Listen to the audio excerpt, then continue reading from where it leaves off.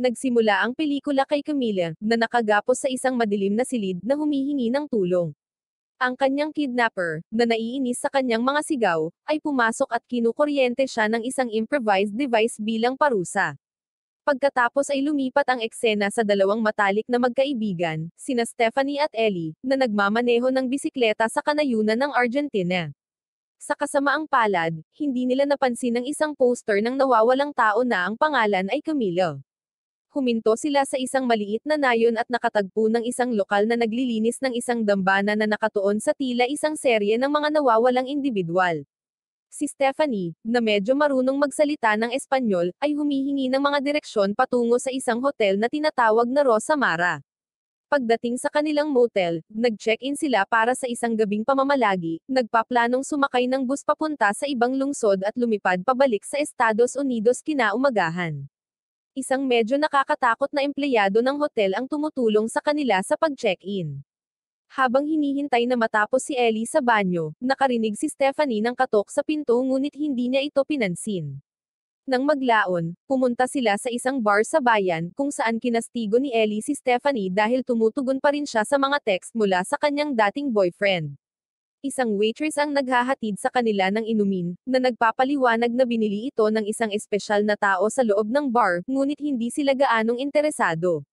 Ilang sandali pa, isang blonde na lalaki ang pumasok sa bar, na nakakuha sa atensyon ni Stephanie. Bilang isang mahusay na dancer, tumungo si Ellie sa stage at nagsimulang sumayaw para gumaan ang kanyang pakiramdam. Patuloy na pinagmamasdan ni Stephanie ang blonde na lalaki habang tila nakikipagtalo sa bartender bago tumungo sa banyo.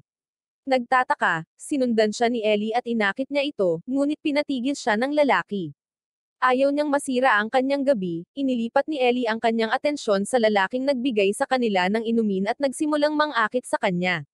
Samantala, nagpa siya ang introvert na si Stephanie na bumalik sa hotel ng mag-isa.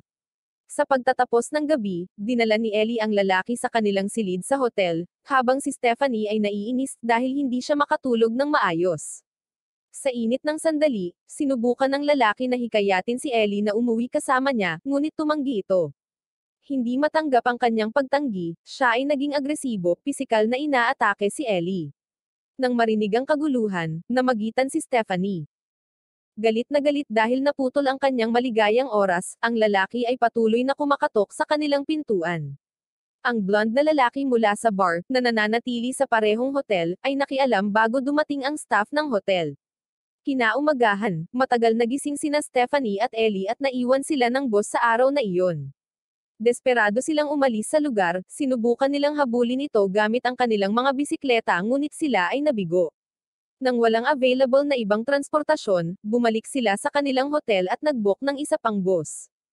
Habang nasa reception, nagtanong si Stephanie sa receptionist tungkol sa mga lokal na aktibidad, ngunit mukhang masyadong hangover si Ellie para gumala. Habang nag-uusap sila, pumasok ang creepy na lalaki kagabi na may seryosong ekspresyon. Mabilis na pinagsabihan ng receptionist ang lalaki at hiniling sa kanya na magsalita ng mahinahon.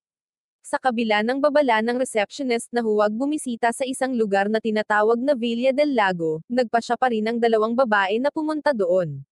Sumasakay sila sa kanilang mga bisikleta patungo sa isang talon, kung saan sila ay nagpapahinga at nagpainit sa araw. Pagkaraan ng ilang oras, sinabi ni Stephanie na oras na para umalis, ngunit hindi pa handa si Ellie. Inakusahan niya si Stephanie na hindi marunong magsaya, na nakakasakit sa kanya. Bilang tugon, sinabi ni Stephanie kung paano kumikilos si Ellie sa bar noong nakaraang gabi, sinusundan ng blonde na lalaki sa banyo kahit ayaw naman ng lalaki sa kanya. Humingi ng tawad si Ellie at iginiit na walang nangyari, ngunit mabilis na nauwi sa pagtatalo ang kanilang pag-uusap. Inaasar ni Ellie si Stephanie na nahuhumaling pa rin sa dating nobyo na nanloko sa kanya. Tumugon si Stephanie, sinabing hindi kwalipikado si Ellie na magbigay ng payo sa isang relasyon dahil hindi pa siya nagkaroon ng anumang relasyon. Nagalit, umalis si Stephanie, naiwan si Ellie na mag-isa sa talon. Habang umiikot siya, naisipan niyang bumalik ngunit sa huli ay nagpasya siyang magpatuloy sa kanilang susunod na planong destinasyon ng mag-isa. Samantala, si Ellie ay nananatili sa talon, walang kamalay-malay na siya ay binabantayan. Nag-text siya kay Stephanie para humingi ng paumanhin at niyaya siyang kumain ng sabay. Akmang tatayo siya para magbihis, may lumapit sa kanya na lalaki. Dumating si Stephanie sa restaurant kung saan sila magkikita, ngunit wala si Ellie doon. Sinusubukan niyang tawagan si Stephanie, ngunit ang tawag ay dumiretso sa voicemail. Dahil sa pagkabalisa, sinimulan niyang itulak ang kanyang bisikleta palabas ng restaurant nang hindi niya inaasahang makaharap ang blonde na lalaki noong nakaraang gabi. Ipinakilala ng lalaki ang kanyang sarili bilang Michael, inalok niya si Stephanie na sumakay, ngunit tumanggi siya. Bumalik si Stephanie sa talon upang hanapin si Ellie at natuklasan niya na sinundan siya ni Michael. Hinanap nila si Ellie ngunit ang cellphone niya lang ang natagpuan sa lupa, wala na ang kanyang bisikleta. Pagkatapos ay nakita ni Michael ang dugo sa lupa, na nagudyok kay Stephanie na makipag-ugnayan sa pulisya. Dumating ang isang pulis na nagngangalang Calvo at parang kilala niya si Michael.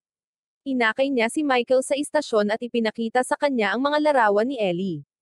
Hindi nagulat si Calvo na marinig ang tungkol sa isang nawawalang turista, dahil sa madalas na pagkawala ng mga babaeng manlalakbay sa lugar. Matapos malaman na kamakailan ay nagtalo sina Stephanie at Ellie, ibinasura niya ang kaso, kumbinsido na babalik si Ellie sa lalong madaling panahon. Sa kabila nito, pinipilit ni Stephanie na maghain ng ulat ng nawawalang tao. Sinabi sa kanya ng opisyal, na sa ngayon, wala siyang magagawa dahil sa kakulangan ng tao sa kanyang istasyon. Gayunpaman, kung hindi babalik si Ellie sa susunod na araw, nag-aalok siya na ibigay ang reklamo sa Central Police ng lungsod. Nang walang ibang opsyon, umalis si Stephanie sa istasyon at nagsimulang magtanong sa paligid ng bayan kung may nakakita kay Ellie, ngunit hindi siya pinansin ng mga lokal. Sa kanyang pagtataka, nakita niya si Chucho, ang lalaking nakasama ni Ellie noong nakaraang gabi. Nang lumapit siya sa lalaki, bigla itong tumakbo. Hinahabol niya siya ngunit nawala siya sa paningin pagkatapos niyang tumawid sa isang tulay. Dahil sa pagkabigo at desperado, kinuha ni Stephanie ang kanyang bisikleta, ngunit nakita niyang sira na ito, sinira ang mga gulong. Bumalik siya sa hotel, umaasang mahanap si Ellie, ngunit wala din si Ellie doon. Naghinala, pumasok si Stephanie sa hotel room ni Michael matapos mapansin na bahagyang nakabukas ang pinto. Habang hinalugog niya ang kanyang mga gamit, nakakita siya ng isang nakakagulat na pagtuklas, nakita niya ang bracelet ni Ellie. Nataranta, iniulat niya ang kanyang mga natuklasan sa opisyal, ngunit sinabihan lang siya ni Calvo na huwag mag-alala, nangako na tatanungin niya si Michael sa ibang pagkakataon. Mula sa malayo, pinapanood ng may-ari ng hotel ang paglapit ni Stephanie sa pulis at tinanong si Stephanie kung ano ang mali. Sinabihan niya si Stephanie na kumalma at pinapasok siya sa loob, habang ang staff ng hotel ay nakatago sa malapit na may nakakabagabag na presensya. Sa oras na iyon, napansin ni Stephanie si Chucho na nagmamaneho ng motorsiklo. Determinado siyang hanapin si Ellie, gumawa siya ng matapang na desisyon, nagnakaw siya ng sasakyan at umalis. Nawala sa paningin ni Stephanie si Chucho pagkatapos ng mahabang pagtugis nang pumasok siya sa isang saradong lokasyon malapit sa labas ng Argentina. Sinusundan niya siya sa mga tarangkahan at nagmaneho papunta sa tila gumuguhong mga gusali. Habang nagsisimula siyang mag-explore, naramdaman niyang may sumusunod sa kanya. Paglingon niya, nakita niya si Michael. Mabilis niyang tiniyak kay Stephanie na hindi siya masamang tao. Ipinaliwanag ni Michael na ang bracelet na nasa kanyang bag ay hindi kay Ellie kundi sa kanyang kasintahan, si Camilla, na nawala 6 na buwan na ang nakararaan. Sa kabila ng maraming ulat ng mga nawawalang kababaihan sa lugar, ang pulisya ay nagpakita ng kaunting interes na pinilit siyang magsagawa ng sarili niyang investigasyon. Matapos malaman ito, nagpasya sina Stephanie at Michael na maghiwalay at maghanap ng mga pahiwatig. Samantala, sa isang tagong bahagi ng bayan, nagising si Ellie na umuubo sa isang maruming silid. Kasabay nito, dumating ang isang opisyal sa lokasyon kung saan ipinarode ni Stephanie ang kanyang ninakaw na truck. Nakita niya si Michael sa malapit at agad na naghinala.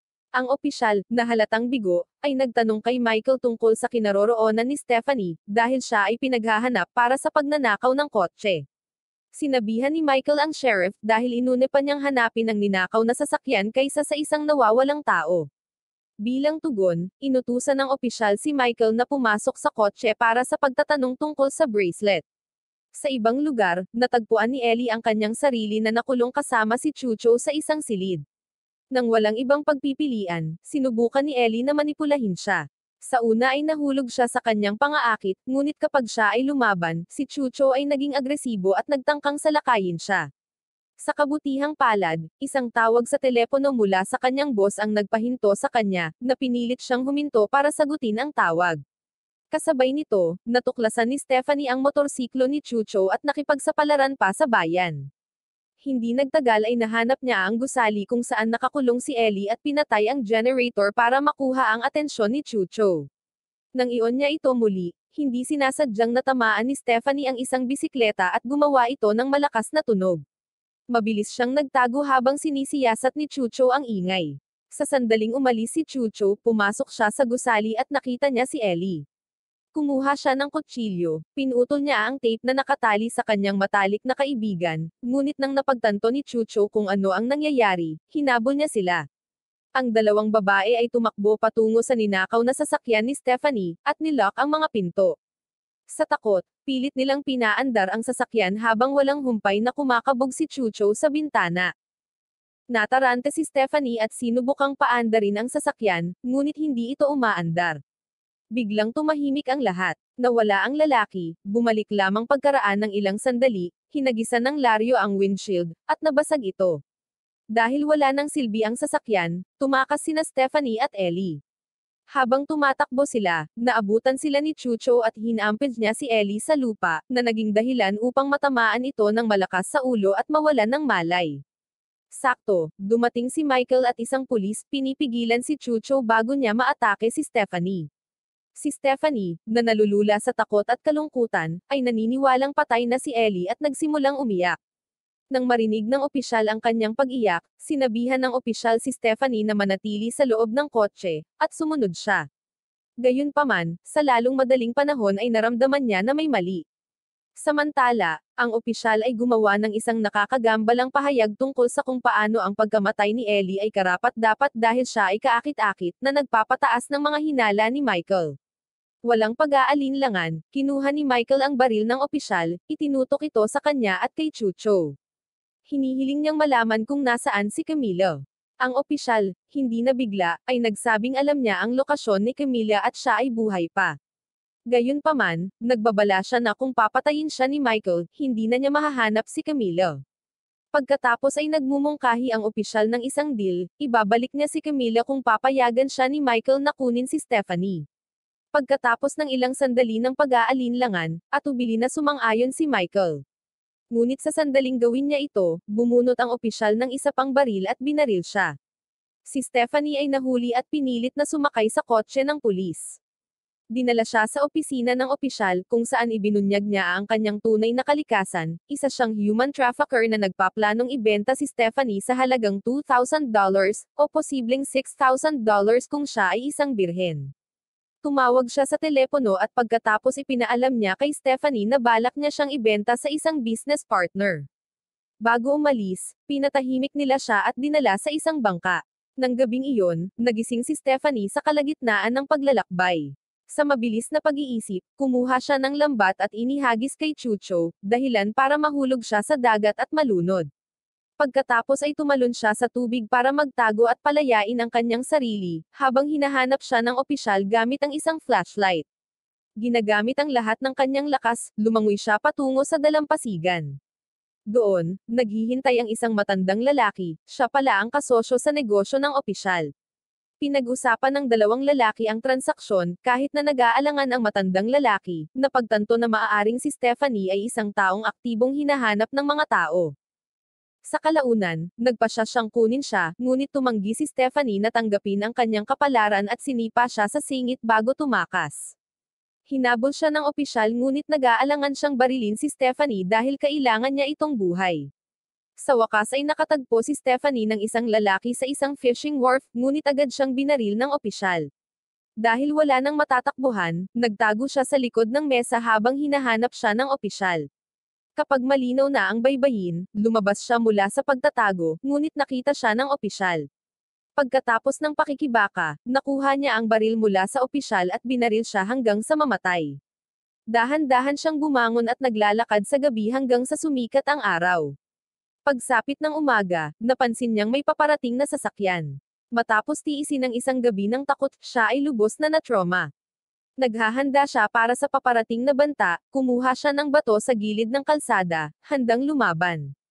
Gayunpaman, ang sasakyan ay pag-aari ng isang lokal na babaeng pulis na tumulong sa kanya at naghatid sa kanya sa ligtas na lugar. Wow naman! Doon nagtatapos ang pelikula mga idolo, salamat sa inyong panonood.